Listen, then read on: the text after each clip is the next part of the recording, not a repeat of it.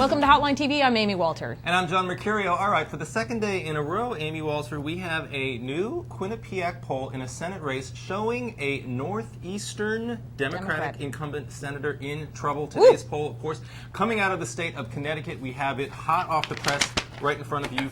Chris Dodd. Is he Dodd on arrival? Amy Walter, get it, Dodd? I get it. Or is it, in Dodd we trust?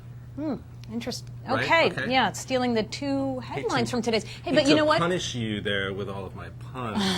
But let's talk about this poll. A lot of numbers in here. Chris Dodd has been in trouble for quite a while. Republican former Congressman Rob Simmons already announced running against him. Actually doing a little bit better in this poll than he was in a similar poll in May, done in late May. Is Dodd dead? Let's just put it out there.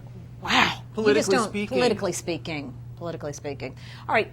I like that you brought up the Spectre poll as well as this one, because these two polls show the same thing, which is right now the election is a referendum on those two incumbents. This is not about Obama. This is not about the economy. This is not about what's going on in the state. Voters have very clear opinions about Arlen Specter and Chris Dodd, and right now that's bad news for these incumbents. For Chris Dodd, the good news is, for a guy who's been spending the last few weeks now attached at the hip to Barack Obama in the White House, health care, credit card reform. Right. It's helped him out with Democrats. He's doing better among Democrats than he has all year. Right. This poll shows like a 12 or 15-point jump in among Democrats. He's now up to 74%, which still isn't good. I mean, you still got to get close to 90% if you want to win in a state like Connecticut as a Dem. But let's just pull that aside for a second.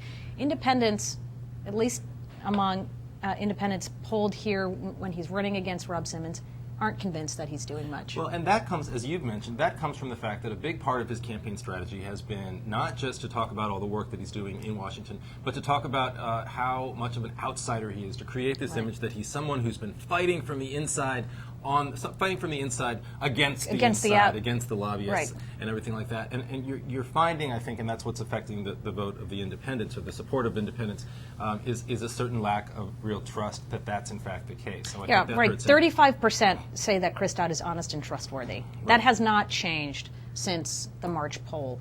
And to me, that says if you're going to run as, oh, look at me, I'm an insider, but I hate the insiders, nobody believes that, number one. And number two, it just continues to cement this feeling among voters that he's just not being honest with us. Just admit it. Just say, look, I'm Chris Dodd. I've been around for a long time.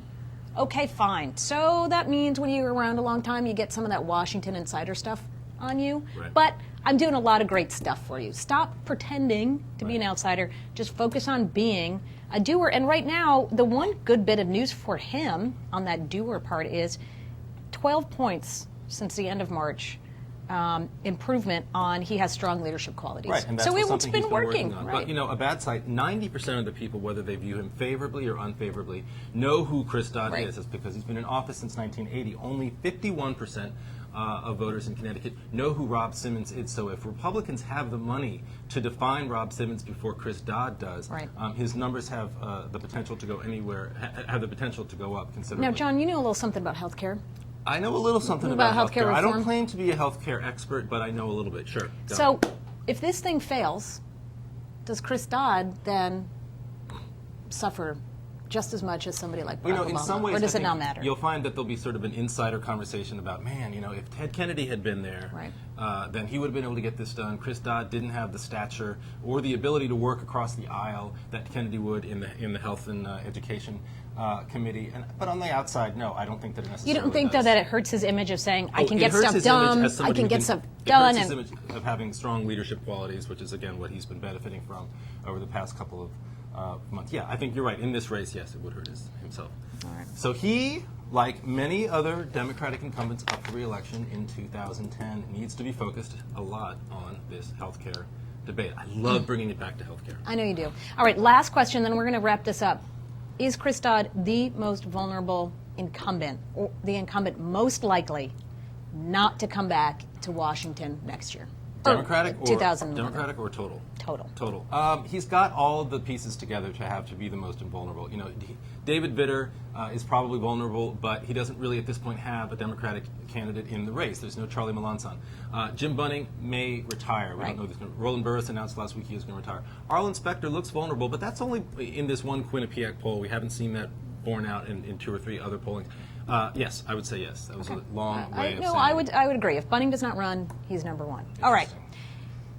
That's all the time, unfortunately, we have for today. We could talk about Chris Dodd all day long, and we probably will, but we'll do the rest of it. We'll do it off camera. But that's all the time we have for today.